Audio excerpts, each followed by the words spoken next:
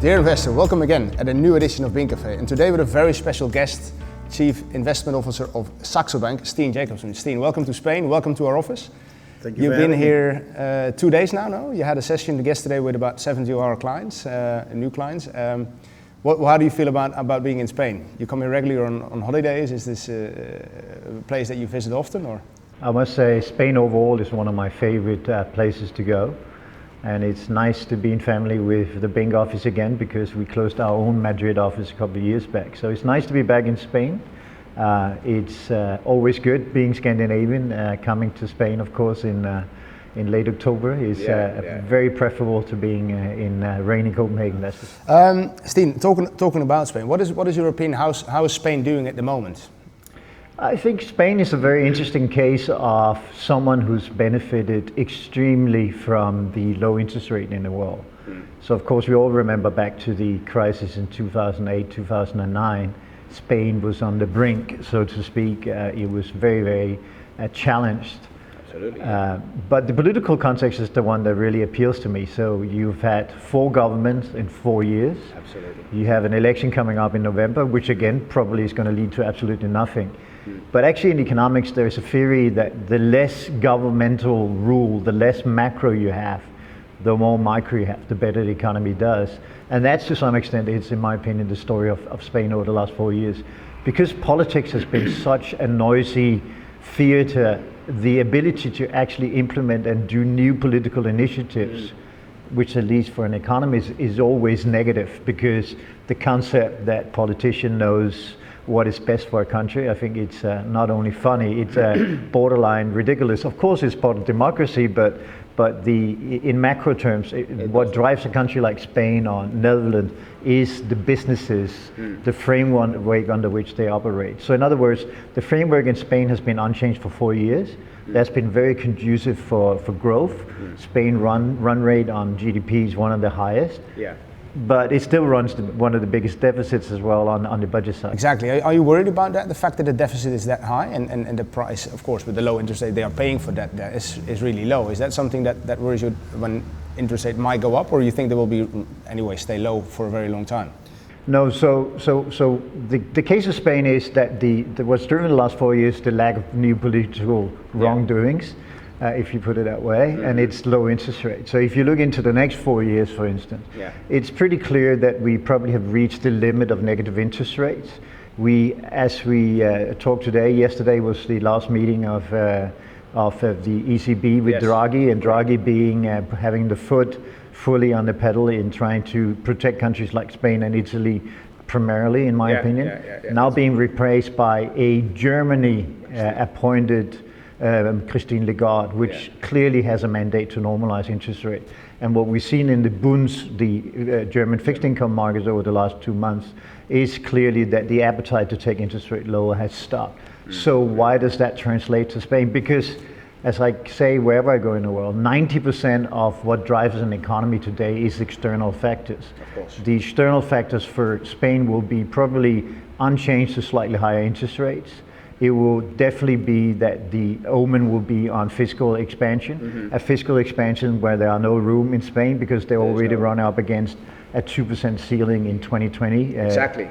As the government goes. So I think Spain has seen I hate to be that person that always do that, but I think Spain has seen the best of the growth. They've seen all of the benefit. What now needs to be implemented is structural changes and the handover into an economy. But on that side, I mean, on the export side, Spain has done well. It's done well, yeah. It's grown quite a lot, I've seen as well. And if you look they're gaining ground in terms of being production hubs as well. But in a world where China, US is at each other's throat, where the global supply chain is under attack, I think, unfortunately, and I think even the government is realizing this in Spain, there are lower growth incoming. And with the lower growth, probably there's also a higher debt to GDP. The problem we had in 2008 in structure is still in place. And we probably not going to see any political changes. And if you look at like what is driving the Spanish economy, it's mainly tourism. 14-15% of the economy is tourism. Is that something that when the next crisis or a next recession hit and people will stop coming to Spain that much, is that going to have a big effect on the economy, you think, directly, or is that So I think tourism is very much driven by the price of what you sell. So in case of European tourists or Euro-based tourists, it's not an issue. No. It's still relatively cheap to go to Spain. But if you compete with Dubai or other places for the winter holidays, of course it becomes an issue. But I think Spain is an outright winner on quality, on food, on weather. Oh, absolutely. But the thing is that the non-European tourists probably will go down. I mean, we don't realize, but there are China exports in citation marks every year 220 million tourists into the rest of the world. That's crazy. And if there is a clampdown on sort of the ability to travel inside China, you'll see a massive negative impact. Probably less in Costa del Sol, but certainly more in Barcelona and Madrid, which of course is always on the top five list for people to go to. And then looking at the real estate market also, I mean, it's maybe a difficult topic, but especially, I mean, you've been here now for 2-3 days. You see this, I mean, the biggest animals, the cranes, the giraffes are everywhere again. If you look, I'm living here myself 15 years, and when I got here, 2005, 6, 7, when it was going up, and now you see exactly the same scenario. Wherever there is ground left, the companies are building again. You look at the IBEX, companies are increasing value again. Is that something that you think that's going to be sustainable? You think there will be still always enough people coming to Spain? Also looking at Brexit, for example, how will it affect Brits coming to Spain? Is that something that worries you in the sense of that it will hit Spain very hard when Brexit, for example, that people go away, or you don't have a really clear opinion about it? No, I think real estate is one of the few products left that actually have a positive yield carry. And in an environment of negative interest rate in Europe, real estate becomes extremely interesting for middle-aged and pensioners. So I think that play is still a game, but I also think there's a huge, as you indicated with the crane index, that there is a huge supply excess everywhere in the world. Everywhere I go, house prices are, at least in my opinion, 40% away, because the way you want to measure real estate is the ability of a young person just out of university, that's person's ability to buy a 1-bedroom apartment or 2-bedroom apartment. That is not even in close distance to something they can reach for. So we are right now creating a situation where across Spain, across Netherlands, across Scandinavia, we're losing 1 or 2 generations that never will get into the property and reach onto the probability ladder. And don't forget, a lot of the people who migrate to Spain today, they build their fortune on buying a 1-bedroom, buying a small house, buying a bigger house, and then also so the assets that are owned by middle-aged and old people. The young generation is not going to come. They want to be renters. They don't even have driving license. We have a different sort of proponent. So I think the nature in terms of tourism plus real estate, which is really your question, is going to change. I think it will be more a rental market going forward and less of an owner market. So I think it will be very, very difficult to see the net demand continue at the same speed that we have seen, you and I, over the last 15 years. But the rental market will be different. But that's a less fixed and static market. It's less of a long-term investment because the upkeep is more expensive and vice versa. So I think the structure is changing with the millenniums, the XYZ generation that is coming through. And if you then look at Spain itself, like you see chances, for example, the fact that the sun is shining a lot, like energy supply, solar energy, you think that's something that Spain can fulfill a role in for the future, or you think they're not that smart enough, or? Well, clearly, I would say overall the push for green energy is a little bit out of context or out of the sort of reach of what can actually practically implement it. Imagine tomorrow all of the cars in Spain running electrical vehicles. I mean, let me ask, do you think you have a utility grid and these charging stations to take care of that? Of course you don't. No. So the political dream of being green and clean is very different from the reality, and in that build-up, Spain, of course, have massive amount of abundance of solar energy, and a government sector which has been quite willing to fund research as well. Spain was, for the longest time, as you know, in project financing and solar energy, subsidizing heavily people who want to get into that sphere, and that, from a political point of view, made sense. Unfortunately, yet to be profitable from a classic market theory. Yeah. I mean, there's a lot of things happening now. You see Brexit populism is arising everywhere. You see massive riots in Barcelona and Catalonia. You're worried about when Brexit actually happens in a couple of weeks, 2 weeks, I think we're at the 24th, a week time, that will be like contagious for the rest of Europe. That in the Netherlands, for example, you had also very right parties that wanted to say, okay, we want to get out of Europe. You see it in France, you had a big movement. You see it now in Catalonia. You think that that's something that's dangerous for the European Union on itself? Yes and no. I don't think Europe is under attack as a union. I know when I travel outside Europe, the question I always get is, when is Europe going to disintegrate? I think the answer to that is never. Also because Europe as a group of nations runs a current account surplus of 2% of GDP. So economic, financially, we are in a much better position than all the other counterparts that there is to be had. But having said that, I think your question is very deep, so let me give sort of two answers to it.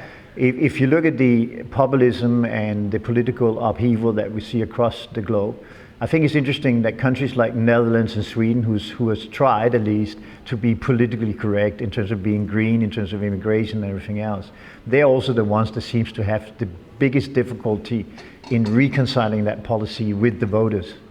And in both places there's been a tendency to, if I may be less ambassador-like, say, to not confront the fact that there's a lot of people who have the immigration issue at heart. In Netherlands you had your famous politician that sort of was ignored by mainstream. In Sweden, probably trying to be the most politically correct nation in the world, they have 25% of the votes that votes for an anti-immigration party. And made me stress, I'm not anti-immigration, but I'm saying if you have a democracy, the voices that represent 25%, probably 35% in some of these countries, needs to be heard, if for nothing else to put them on a soapbox and let them speak about what they think, and then let the voters reject that notion. But the concept that we can be quiet, that we can ignore it, that it's not politically correct to accept is rubbish. I mean, the fact is that democracy has and needs to have a full spectrum. So I think one of the mistakes we've done over the last 10 years is we have been afraid of touching the issue of immigration. I think we are clearly not yet having the conversation about how monetary policy, as conducted by the ECB, has created a huge inequality in society, because of course the only people that benefit from low interest rate are people who have real estate and people who are in the stock market, the good clients of Binck, fortunately. But there is still 90% of the people in Spain and Netherlands that are uninvested into the stock market. And now thirdly we have, which I think is very unfortunate, the negative interest rate actually creates a discrimination against people, because the regulatory framework changes. If you have a zero coupon issuance of a mortgage, the regulatory capital needs to be 30% roughly of the outstanding, which means that no one can actually qualify for negative rent. So the lower we go in rates, the less people can access, the less the young people we talked about, or the middle class and the lower middle class can actually afford the market. So we are, yes, I am concerned about the fact that the social fabric, our ability as a society to be unionized and be not unionized, to be together and working towards a common goal has disappeared. It's all about me. You see it in the Brexit. I have a lot of English friends that when they are together with family, it is not allowed to talk about Brexit. You have to leave that at the door. You now have Sky News have two channels, one which is Brexit free and one which is the usual news service. We're all a bit tired of Brexit, aren't we, to be honest? It's fine, but it is democracy and we need to deal with it. And Spain, 4 elections in 4 years, you have the same kind of issues. That is the concern. But in terms of Europe, let me end there. The biggest risk to Europe is Eastern Europe. I was in Hungary last week. Yeah, I wrote down as well, what's your opinion about like Albania entering and Serbia, Montenegro, those sort of countries? So I think, first of all, I think that would be stopped. I don't think there is a majority in the EU to allow that they get extended. And inside that extension is also the last extension, the Hungaries and the likes of Romania.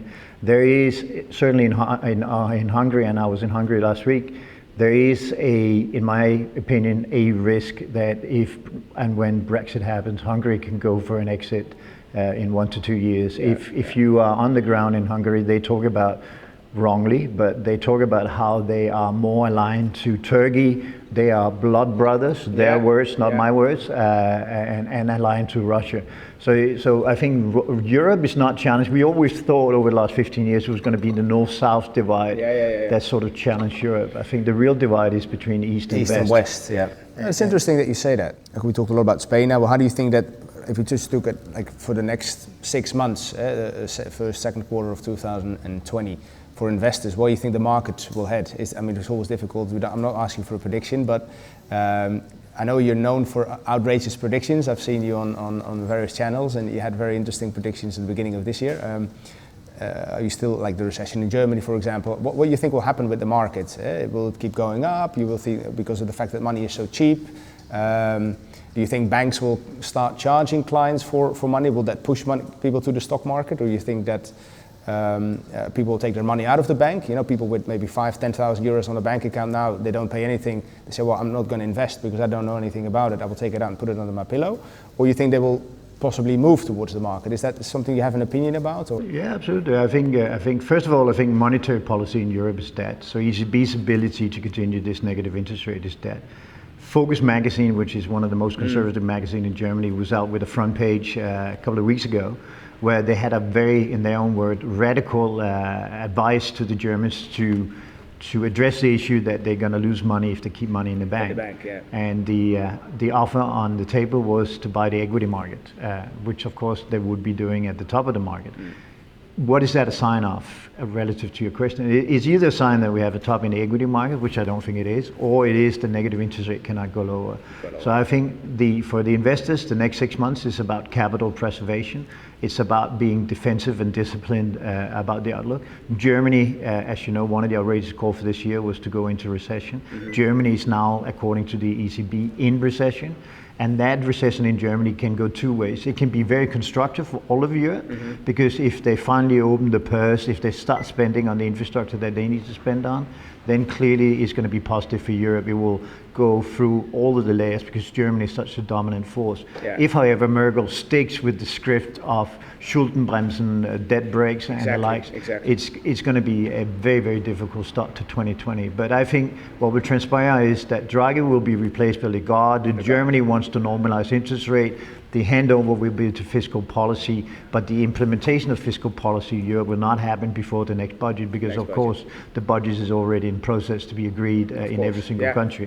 So the risk to your investor, to our investors, is that the growth will not pick up before end of the year, but the expectation of it could be enough to fuel an additional rally in Q1, Q2, but it is really dependent on what Germany does. Of course, Well, thank you very much, Steen. I wish you a very good trip back to beautiful Denmark. Dear viewer, thank you very much for watching this edition of Binck Café. I'll see you in a couple of weeks with a new edition, and success with your investments. And please call us if you have any questions about your portfolio or anything we'll help you with. Thank you very much.